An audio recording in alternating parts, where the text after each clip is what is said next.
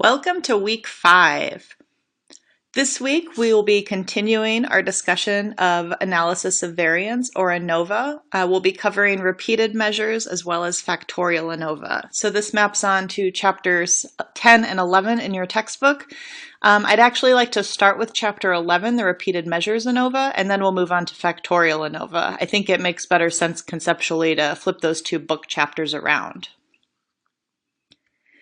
So last week we covered one way between groups ANOVA, and we said that that was really a good extension of our independent samples t-test.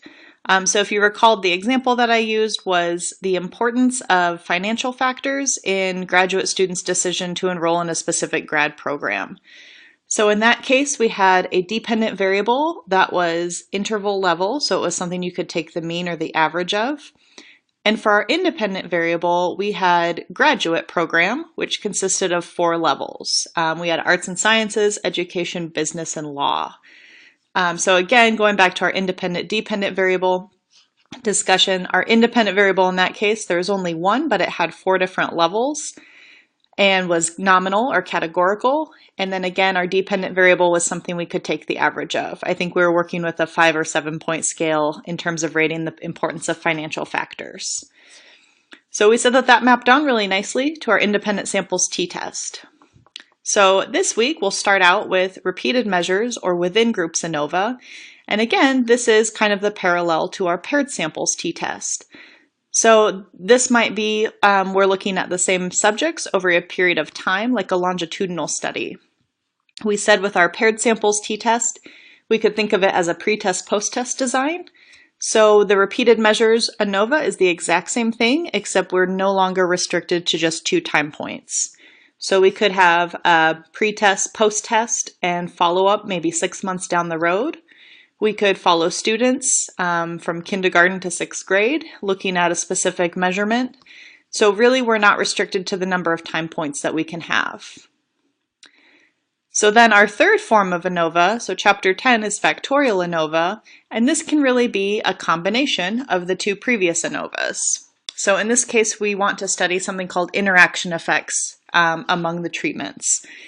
And you can have multiple independent variables in factorial ANOVA.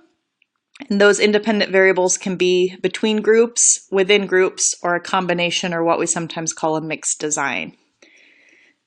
So if you think of our example from last week, the importance of financial factors in your decision to attend a graduate program with those 4 different grad programs, if we looked at those 4 different grad programs and also maybe followed them over a 3-year period, that would be a good example of a mixed design, because we have the same group of participants over time, a couple of time points, but we also have this between group factor of program, and those are independent from each other. So it's really a cross between groups and within groups. So you can really run a lot of complicated, answer a lot of interesting research questions using factorial ANOVA. So we'll finish off the lecture with a discussion of that.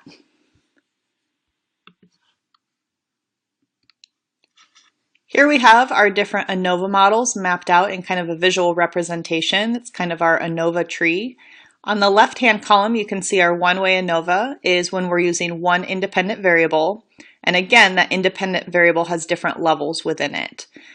And that independent variable can be either between subjects, which is different participants, so they're independent in different groups. You can only be in one group or the other. Or the repeated measures angle, which is within subjects, which may use the same participants over time. On the right-hand side of the tree, you can see our factorial ANOVA, where, like I said previously, we can have more than one independent variable.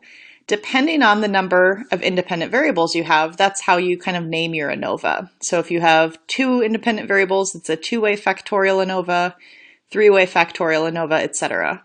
So there's really not a limit per se on how many variables you can use, but as we'll get into a little discussion later, we want to have a small caveat that we want to be intentional about the variables that we pick, because the more stuff we put into our statistical model, the messier it can become and it can be more difficult to interpret. So we don't want to throw variables into the model just for the sake of testing it out and seeing what sticks. We want to be intentional and kind of pick our variables based on previous literature and kind of how we've built our theory and our research. So we want to exercise good judgment, but at its very basic level, we're not really restricted to the number of independent variables we can use in a factorial ANOVA.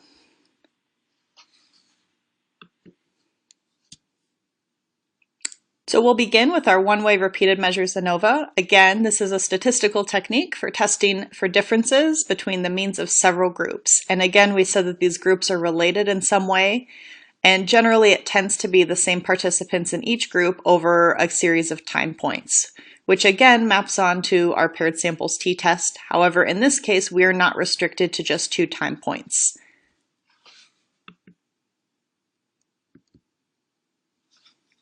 On this slide, we have an example to kind of compare and contrast our between subjects versus repeated measures ANOVA. You can see this table on the left-hand side of the screen, the between subjects ANOVA. Here we have 3 different groups of people, and the data points in each group are unrelated. So again, you can only be in group A or group B or group C. You can only be Democrat, Republican, or Independent. You can only be male, female, or robot. You can only be drug group, placebo group, second drug group. So you can see here in contrast on the right-hand side, we have the repeated measures ANOVA. Here we have the same participants over a series of 3 time points, A, B, and C. So the data points in each group are related, and you can see that they're the same color, so that's meant to reflect the same person's scores over time. So that first participant in the first row, they received a score of 1 at time A, a 2 at time B, and a 4 at time C. So you can see kind of the trend for that single person over time, and that's repeated across different participants down the rows.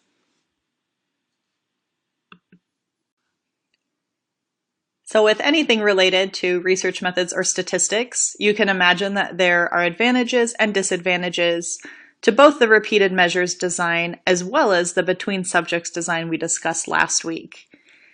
So to illustrate with an example, let's say we're doing some market research on a new craft beer that's coming out. And we have kind of 2 different flavors of craft beer that we're hoping to test the market to see which one customers might prefer.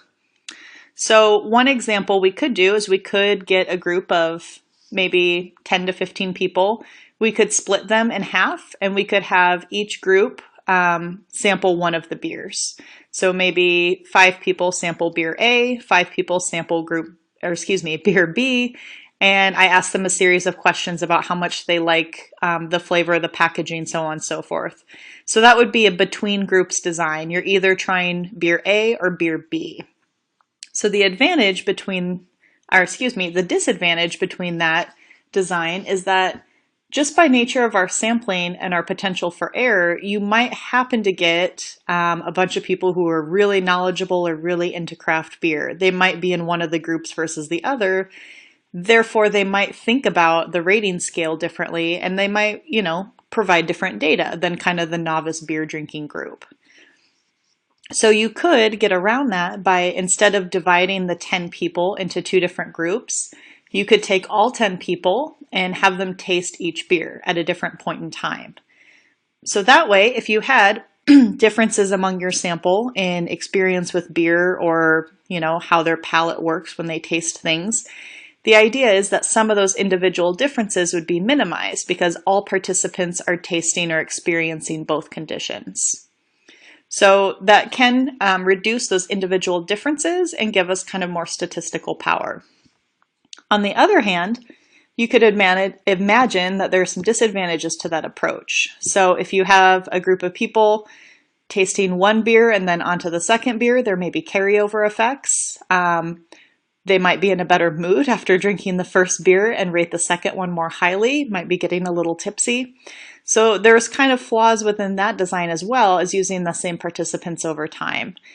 And we can reduce some of this by things like counterbalancing. So maybe we would have the same group of participants, we'd have half of them try beer A first, the other half try beer B first, and then flip them around. So all of them are still tasting both variations, but the order is counterbalanced. So that's one way that we might be able to kind of work around that issue, but just really being aware of the pros and cons of both designs, and really being able to justify why you chose one method over the other, and being transparent with your reader if you're reporting this.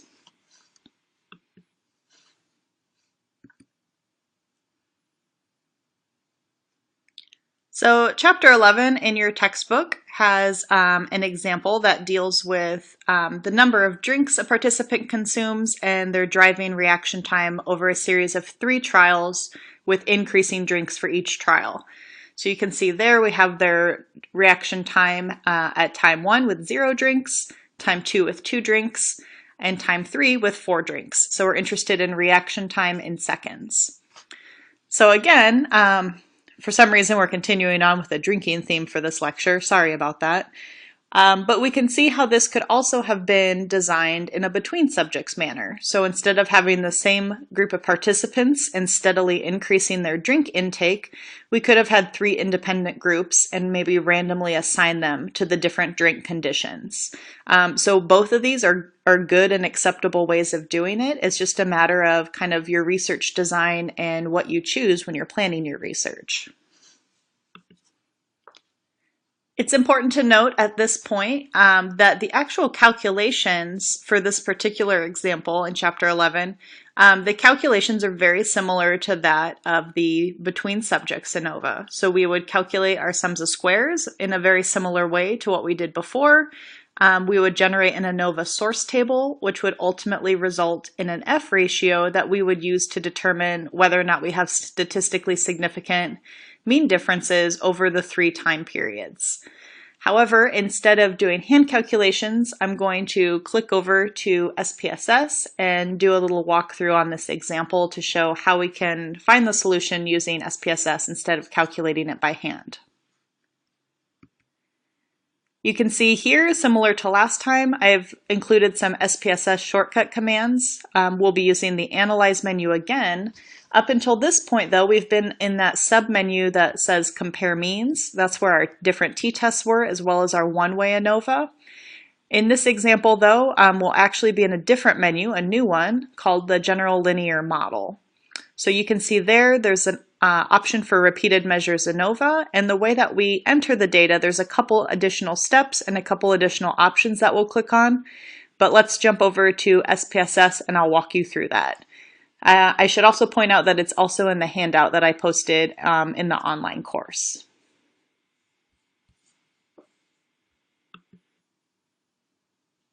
I went ahead and opened up SPSS, and I have an example here similar to the one in your textbook.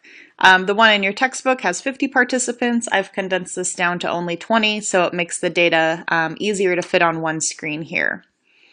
You can see if I go under the Variable View tab, I've labeled my group conditions. I have 0 drinks, 2 drinks, 4 drinks. I've indicated that those variables are numeric. Under the Measure column, I've identified them as scale variables. And really, that's all we need to do to set that up. If we go back to the Data view, you can see here the 3 columns of data. And if we're just kind of eyeballing it from 0, 2 to 4 drinks, you can see that the numbers are definitely getting larger. And recall that this is reaction time, so larger reaction times indicate we're getting slower at doing things. So if you think about what our null hypothesis would be for repeated measures ANOVA, it would say that the mean reaction time would not differ across the 3 conditions or the 3 time points. The 3 means would equal each other.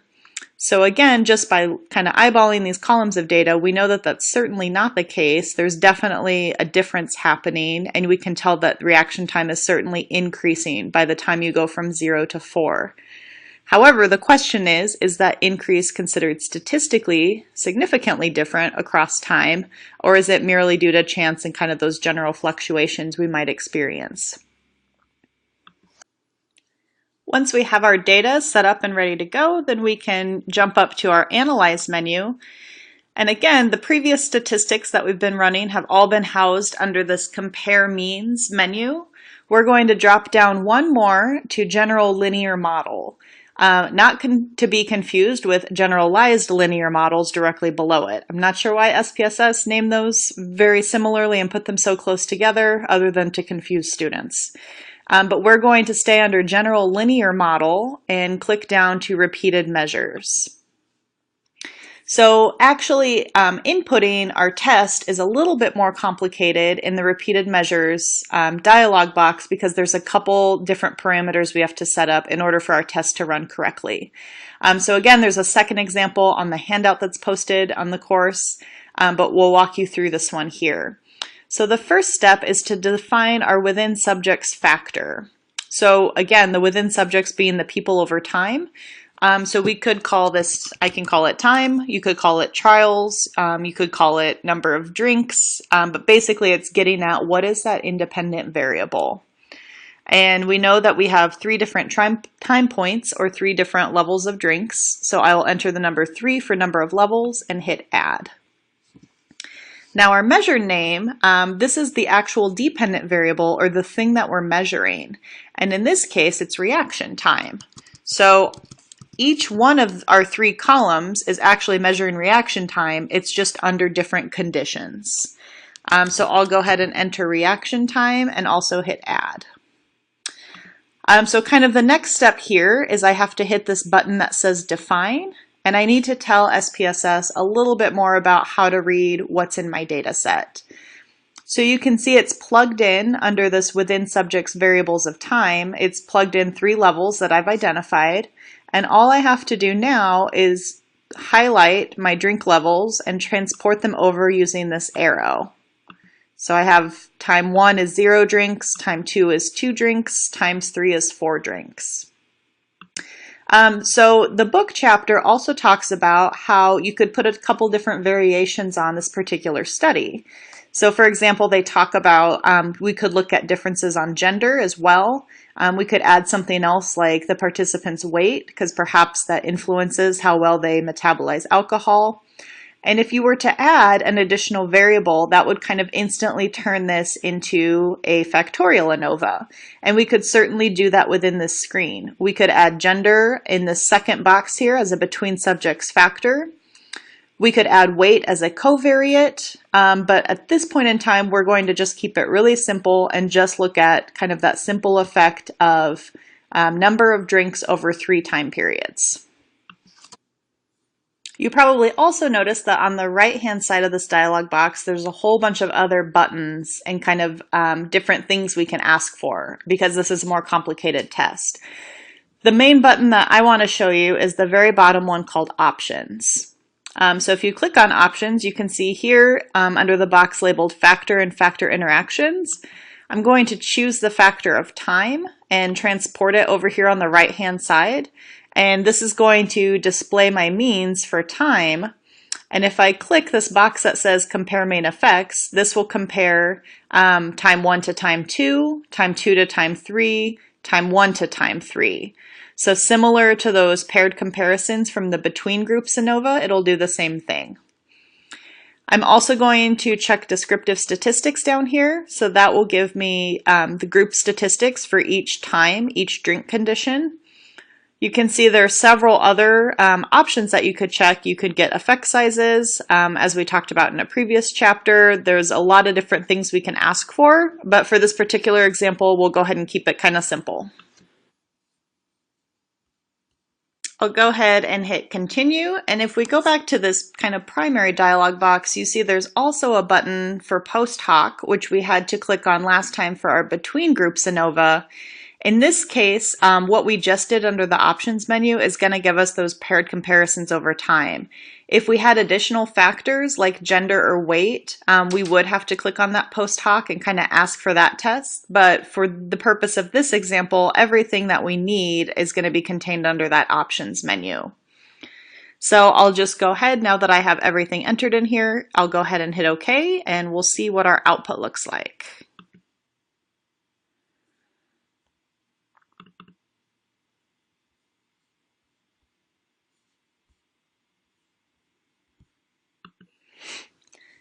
So our output window's popped up here, and we have a couple boxes we can interpret. It gives us a lot more information than we need, but we'll go ahead and kind of go through these examples. You can see this first box here says kind of between subjects factor. We did not enter any between subjects factors. If you recall, we said we could have entered something like gender, but we're keeping our example simple. So this box here labeled multivariate tests, because in this example we have 3 different measures of reaction time over 3 different time points, SPSS reads that as kind of like having 3 different dependent variables. So we know conceptually it's the same dependent variable, it's just watching how it changes or fluctuates over time, but from kind of a mathematical computational standpoint, SPSS is treating it as though it's 3 outcomes, time 1, time 2, time 3. So it does run kind of this overall multivariate test using an F-test. And you can see here there's kind of 4 different options under here. And these are all different variations of an F-test. And if you notice, if you kind of look at the F-test, the degrees of freedom, and the significance column, they're all identical. So it's one of those things where it's all a couple different ways of testing the same thing. And the one that I tend to see reported most in journal articles is this Wilks Lambda. That seems to be kind of the one that I see most common, but they're kind of different variations of it. But all this box is telling us is that our F-test is telling us that there's some kind of significance happening across those 3 points in time. But again, we don't quite know where it is yet. But overall, we think that there's something significant going on across those 3 different measurements. If we scroll down a little bit more, we have this other box. This is a test of sphericity, which is a great word. This isn't even covered in your textbook, but if you think back to our independent samples t-test, one of the things that we looked at on the output was Levene's test for the equality of variances.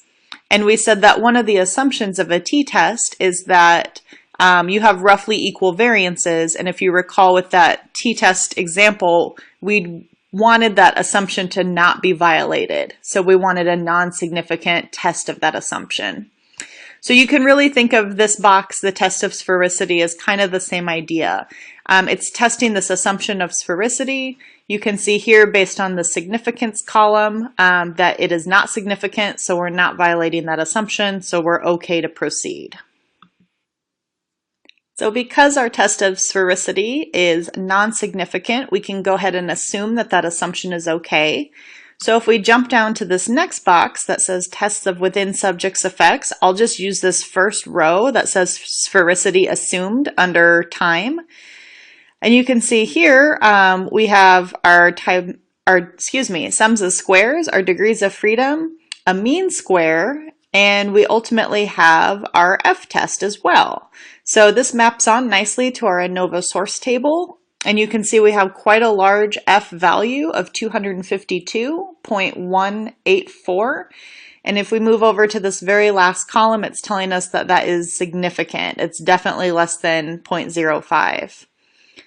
If I double click on this table, actually, I can click on this value, and you can see that our significance test, or our P level, it can never actually equal 0, but when you kind of hover over it, it's in scientific notation, this idea that it's a very, very long, small decimal point.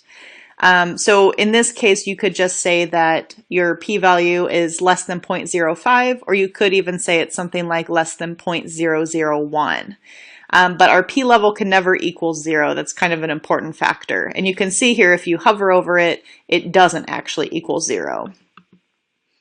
So again, this is reiterating the results of that multivariate test from above. It's saying that we have a significant effect happening somewhere, but we still haven't quite drilled down to see where exactly it is. If we continue to scroll down, we have this box that says test of within subjects contrasts. For our purposes, we can ignore this one right now. If you're really interested what it's doing, you can see here that it's testing basically a linear model versus a quadratic or a nonlinear model. So we'll stick to testing linear relationships in this class, but just be aware that you can test nonlinear relationships. You could test something that looks like a parabola or an S-curve or some kind of curvilinear relationship. But again, we'll skip that one for now. We will also skip this test of between subjects factor because again, we did not enter a between subjects variable. So I'm going to keep scrolling down, and really what we're interested in are these two boxes. So this first one that says estimates, this is simply our descriptive statistics for each of our time. So we can see our measure of reaction time at time 1 was 0.504, time 2, 1.569, and time 3, 2.983. Each of those reaction times has a standard error associated with it. And ultimately what we're looking for is this box labeled pairwise comparisons. So here, this is similar to what we did for our between groups ANOVA, where it's going to compare time 1 to time 2, time 1 to time 3, time 2 to time 3, and so on. So you can see here the difference in reaction time from time 1 to time 2 was about negative 1.065. Again, if we subtracted time 1 mean from time 2 mean, we'd get the same number. And you can see it has a little star next to it, and if we follow that row over, it's telling us that it's statistically significant. Same thing, the difference between time 1 and time 3, so again, 0 drinks to 4 drinks, is about negative 2.480, again with the star, and again significant. So you can see here that each of our different variations of comparisons, all of them tend to be statistically significant. So if we go back up to kind of our means in this estimates box, it's telling us that the difference between 0.504 and 1.569 is statistically significant. The difference between 0.504 and 2.983 is significant. And the difference between 1.5 and 2.9 is significant. So basically we have significance across all three of those different measurements. So again, this estimates box gives us our means, and then this pairwise comparison gives us those comparisons like we saw in our previous ANOVA example. And last but not least, this multivariate very last test on here, we can ignore that one as well. It's just kind of extra output that SPSS gives us. If I wanted to interpret this, going back to our original example, we know that overall the number of drinks a participant consumes seems to have a significant impact on their reaction time, such that the difference between no drinks and 2 drinks results in a significant decrease in reaction time, as well as the difference between 2 drinks and 4 drinks. So again, we have that overall F test that says there are differences somewhere. And we also found that looking at those pairwise comparisons, where exactly those differences lie.